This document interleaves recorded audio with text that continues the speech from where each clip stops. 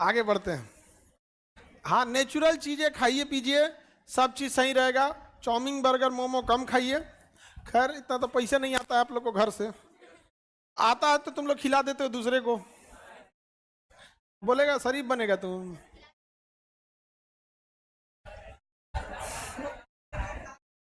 आगे बढ़ते हैं, देखिए ध्यान से। कर्क रेखा पर सूर्य कितने जून को? 23 जून। याद रखने का तरीका समझो, ध्यान से समझो। सूर्य भारत किस रेखा पर है? कर्क रेखा पर। कितने, कौन सी रेखा है? कर्क रेखा। ऑब्वियस बात है, अगर कर्क रेखा पर सूर्य आएगा तो भारत पे गर्मी पड़ेगा, भारत पे गर्मी पड़ेगा। तो कर्क रेखा पे कब आएगा? जून में। डेट बाद में डिसाइड करेंगे, क्योंकि 21 और 22 का तो झमेला है। 21, 22, 23 नहीं समझे? डेट में तो झमेला नहीं है। 21 है, 22 है, 23 है, इनमें कौन सी का झमेला है? महीना का देखते हैं। अगर कर्क रेखा पे आया मतलब भारत पे आया, कर्क रेखा पे आया मतलब भारत। अच्छा, क्या कर्क रेखा पे तो लीबिया भी है, तो यहां गर्मी पड़ेगा कि नहीं? का सूर्य हित चुकी है, पृथ्वी से 109 गुना है, नहीं समझे? तो हम बना दिए इतनी चुकी, तो यहाँ गर्मी नहीं पड़ेगी, यहाँ गर्मी नहीं पड़ेगी। दुनिया का सबसे गर्म जगह वाला जिजिया। इस बार हज करने लोग गए थे, गर्मी से बहुत लोगों का डेथ हो गया।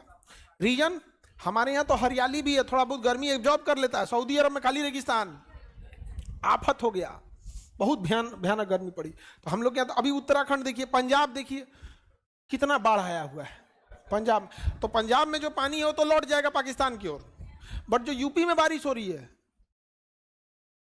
वो सब डगर के कहाँ आएगा? बिहार। अब भर देगा बिहार को लबालब। पानी के लिए जल जमाव हो जाता है ना अपने यहाँ, अपने यहाँ क्या हो जाता है? जल जमाव। आगे बढ़े, चलिए देखते हैं। तो कर्क रेखा कब आएगी? कर्क रेखा पर सूर्य आएगा जून। अब दूसरा याद करने का तरीका समझो, ये है विषुवत रेखा, और उसके नीचे कौन सी रेखा? मकर रेखा का मतलब है ठंडा का दिन। तो मकर रेखा पे कब जाएगा? दिसंबर। मकर रेखा पे दिसंबर, कर्क रेखा पर जून, मकर रेखा पर। अच्छा, अब बच गया मार्च और सितंबर। मार्च में ना ठंडी ना गर्मी, मार्च में ठंडी खत्म हो रहा होता है, इसलिए ठंडी का असर बचा होता है। और सितंबर में गर्मी खत्म हो रहा होता है, इसलिए गर्मी का असर बचा होता है। अब गर्मी का क्या बचा है? असर बचा है। थोड़ा सा गर्मी ज्यादा पड़ती है इस समय में। उसका रीजन क्या है? कर्क रेखा नहीं है उसका रीजन। उसका रीजन है कि जो बादल थे सब ना, वो बादल बरस चुके हैं सब, बादल बरस चुके हैं सब, तो आसमान खाली हो गया है। अब सूर्य ने एकदम कचकचा के एकदम निशाना लगे, आज जरा दे तो निकलते बाहर, निकल एकदम जरा दे तो तोरा में तुम नहीं समझ। तो आसमान क्या है? साफ। तो सितंबर अक्टूबर का गर्मी देखिएगा ना, तो चिलचिलाहट टाइप का होगा आपको, मतलब ना अजीब लगेगा, चमड़ा चुभ रहा है कुछ ऐसे, नहीं समझ में गया? चुभन टाइप की होगी, क्योंकि बादल क्या है? खत्म है, बादल खत्म। मार्च में यही चीज नहीं होता है। मार्च में भी सूर्य सेम चमकता है, लेकिन बादल झेल ले जाता है, क्योंकि फरवरी में बारिश नहीं हुआ रहता है। और इधर क्या है ना, कि जो हमारे लिए नेचुरल छाता का काम कौन करता है? बादल। तो सितंबर में वैसे ही मौसम होना चाहिए था जैसा मार्च में होता है, लेकिन हमारे लिए मार्च में वो एक्स्ट्रा छाता यानी बादल बन के रोक लेता है। सितंबर में वो क्या होता है? नहीं रहता है, क्योंकि जुलाई अगस्त में बरस के खत्म हो जाए।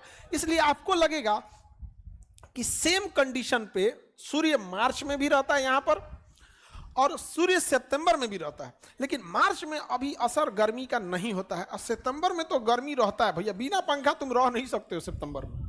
लेकिन ये भी चीज समझो, सितंबर लास्ट में ना वहां पहुंचता है। सितंबर लास्ट होने दो, यानी 23 सितंबर का मतलब अक्टूबर समझो। अक्टूबर से ना बर्दाश्त होने लगता है, अक्टूबर से बर्दाश्त होने लगता है।